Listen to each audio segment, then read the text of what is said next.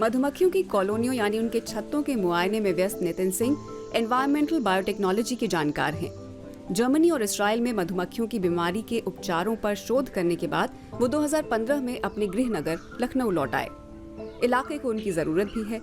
दशकों से जंगली मधुमक्खियों की संख्या गिर रही है। परागण न होने से किसानों की पैदावार भी गिरी है। इसकी भरपाई के लिए नितिन सिंह किसानों को परागण सेवा मुहैया कराते हैं, किराए पर मधुमक्खियां देकर। तो हम क्या करते हैं, दूसरे एरिया में जहाँ मेज है, मक्का बाजरा है, वहाँ पे भी कॉलोनी होती है, तो वहाँ से हम बीज यहाँ लेके आ जाते हैं और उनको हम सपोर्ट करते हैं थ्रू माइग्रेशन प्रोसेस। अगर आपका प्रोडक्शन 80 केजी हो रही है तो बी कीपिंग रख के, बी कॉलोनी में रख के 100 केजी किया जा सकता है। नितिन सिंह के पास एपिस मेलिफेरा मधुमक्खी की हजारों कॉलोनियां हैं। शहद जमा करने के लिए मधुमक्खी एक बार में 100 फूलों पर मंडराती है। एक दिन में 20 से ज्यादा उड़ानें भर सकती है। वो एक पौधे से दूसरे पौधे तक पराग ले जाती है।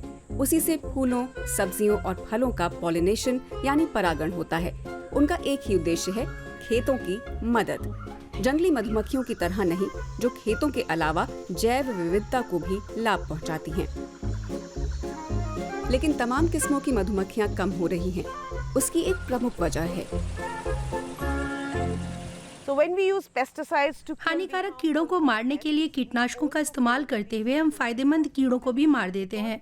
जैसे मधुमक्खियां हैं जो सीधे फूलों पर जाती हैं और कीटनाशकों से मारी जाती हैं। दुनिया भर में कई देशों को इस बात का एहसास हुआ और उन्होंने मधुमक्खियों को नुकसान पहुंचाने वाले पेस्टिसाइडों पर रोक लगा दी। सिर्फ खेती के नुकसानदायक तरीके ही मधुमक्खियों पर असर नहीं डाल रहे। जलवायु परिवर्तन से मौसमी पैटर्न बदला। फूलों और मधुमक्खियों के बीच मौसमी संपर्क टूटा। फूल खिलने का सीजन गड़बड़ाने से मधुमक्खियों पर भारी दबाव आया है। पिछले 25 साल के दौरान भारत अपनी 40% से ज्यादा मधुमक्खियां गंवा चुका है। इस किसान की टमाटर, चने और सरसों की पैदावार पर भी असर पड़ा है। लखनऊ से करीब 40 किलोमीटर दूर हैं राम सहारे के ये खेत। देखिए, पहले की अपेक्षा मेरे को पैदावार इसकी अच्छी मिले। देखिए, फल फूल इसका अच्छा बना, पेड़ बिल्कुल बूढ़ा हो चुका है। इसकी उम्र कम से कम हो चुकी है आपकी 4 महीने, और 4 महीने में भी ये विकास कर रहा बराबर मधुमक्खियों की वजह से। अगर मधुमक्खी नहीं थी तो मेरी फसल 2.5 से 3 महीने में बिल्कुल नष्ट हो जाती थी। शहद और मधुमक्खियों पर पेस्टिसाइडों के खतरे के बारे में जानकर राम सहारे ने जैविक खेती का रास्ता चुना, क्योंकि मधुमक्खी पालन से किसानों को मदद मिल सकती है। लेकिन जंगली मधुमक्खियां तो धरती की मददगार हैं। वे तमाम जंगलों को पॉलिनेट करती हैं।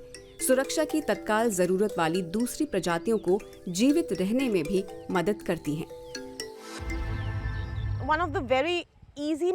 संरक्षण के सबसे आसान तरीकों में से एक है जंगली पौधों की संख्या बढ़ाना। हमारे लिए आसान है खरपतवार को निकाल फेंकना, लेकिन हम ये नहीं जानते कि मुख्य नकदी फसलों के अभाव में वे मधुमक्खियों के लिए पराग का स्रोत हो सकते हैं। वे एक तरह से मधुमक्खियों के लिए बफर हैं या रिजर्वॉयर हैं। हम चाहते हैं कि इनकी संख्या और बढ़े, क्योंकि कई खरपतवार कुदरती दुश्वारियों को झेल पाते हैं और जिंदा रहते हैं। जितना लंबा वो टिकते हैं, उतना ही शहद और पराग के लिए अच्छा स्रोत बनते हैं। बढ़ती आबादी का पेट भरने और जैव विविधता बनाए रखने में पॉलिनेटर्स की अनिवार्य भूमिका है। मधुमक्खियों ने मानव प्रजाति के अस्तित्व का भी प्रतिनिधित्व किया है। बचाव ही हमारा और मधुमक्खियों का सबसे सही उपाय है।